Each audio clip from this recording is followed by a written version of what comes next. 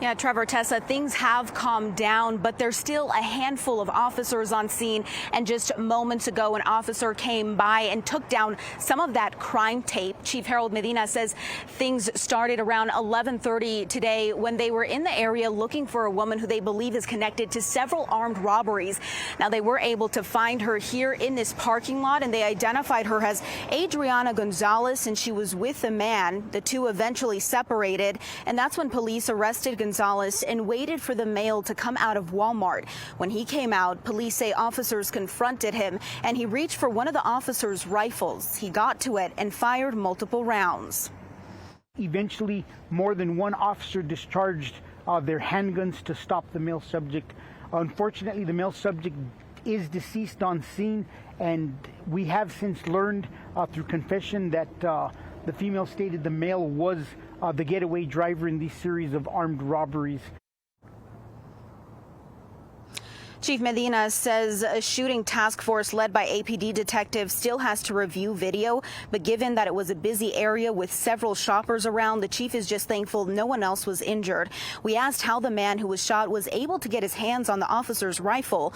Police say the man was able to get in between the officer and his rifle sling.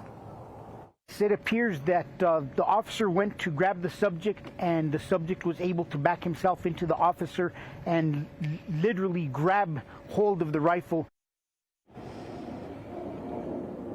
Now, APD is expected to release more information about these armed robberies, and then at that point, they will ask victims to come forward with more information. Reporting live in Albuquerque, Feliz Romero, KOB4. New Mexico United fans converged at Isotopes Park to do what they do best, cheer on the team in the club's first ever playoff game at home. As the #1 seed, the United is playing host to the Western Conference playoffs. United is more than just a soccer team. It's being together, being with friends, family, being one big family. Close to 12,000 fans braved the cold temperatures Sunday night for a rematch between the United and Phoenix Rising. Phoenix beat New Mexico last month, so fans say this time it was payback with style. Well, the music is playing loud and fans are wearing their game day best. Whether you're a new fan or old fan, as long as you're rooting for United, it's just one big family.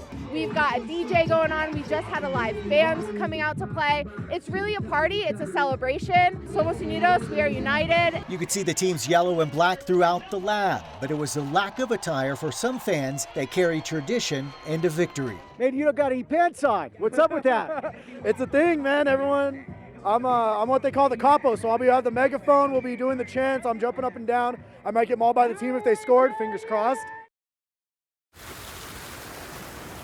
Big puddles of water are still in parts of Roswell today, and some streets are still showing the aftermath of all the rain that the city got this weekend. Muddy roads and debris are still getting cleaned up, and homeowners are trying to sort through the damage to their homes. The National Guard says they rescued almost 300 people over the weekend. We spoke to one homeowner who says he thought he would have to climb up on his roof. This backyard right here was like 4 inches when I got here.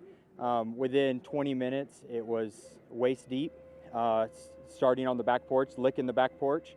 And then, it was a matter of minutes before it was in the house. And at that point, you just grab what you can't replace, which is animals. Harper says his garage and shed are total losses, but he's just grateful that his family is all safe today. And Roswell Mayor Tim Jennings says the city is getting a better idea today of all the damage. He says there's a lot of work to be done to repair roads, and city leaders are estimating a few hundred homes were damaged. But right now he's asking for people's help with cleanup efforts. Keeping people out off the streets, please. We have so much damage in the streets. You know, I think we might have 8 or 10 bridges already identified that we have to replace. And you know, those are, $5 million a piece. This is one of the bridges that got partially washed away and forced this road in town to be closed. You can see all that debris left over from where the water was rushing across the road. And the mayor says cleanup and recovery is going to take a long time here, but help from neighboring communities has been so helpful.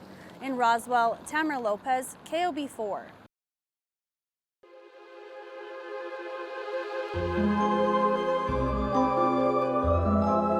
This is all about layers and texture and lots of different elements to this. We have paintings, lanterns, candles, books, lots of different things should all come together for a really cool look.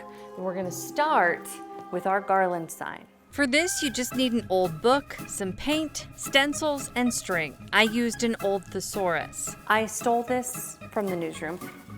Here's the deal. This is from 2005, okay? It is old. There's a lot of new words that aren't included in this, and it was covered in dust, which means no one was using it. It is okay to cut it up. Don't come at me.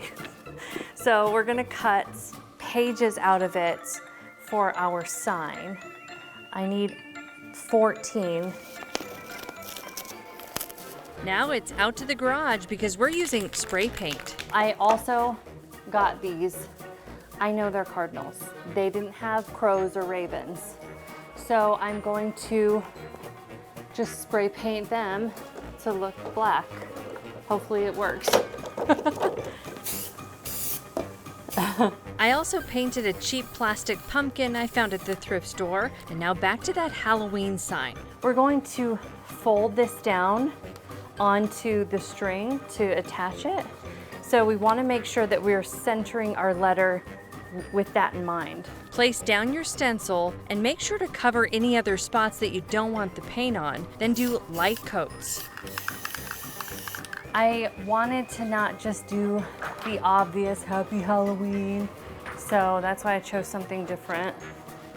Can you guess yet, Joe? I cannot. Is it a reference to something? Hocus Pocus. That's why I have not seen that yet. What? Yes. Get out. Leave. We'll assemble it a little later. On to the next project. Cheap paintings. Don't feel sad that we're painting on top of these. This is so much fun. You take thrift store paintings or posters and add ghosts, witches, crows, and bats, whatever you want to spookify them. Even take inspiration from what's around you. So how about a ghost dog? Maybe it'll get better with the black. Should we give her a witch hat? Yeah. Yeah. She gets a witch hat. And for some of the more complicated things, like a black cat, I recommend drawing it on the painting first to make it easier to just fill in with paint. Look how cute! All right, time to put it all together. Something I added later, gallery putty. It keeps the painting and bases secure where you place them and can be easily removed with no damage. It's another learn from me moment.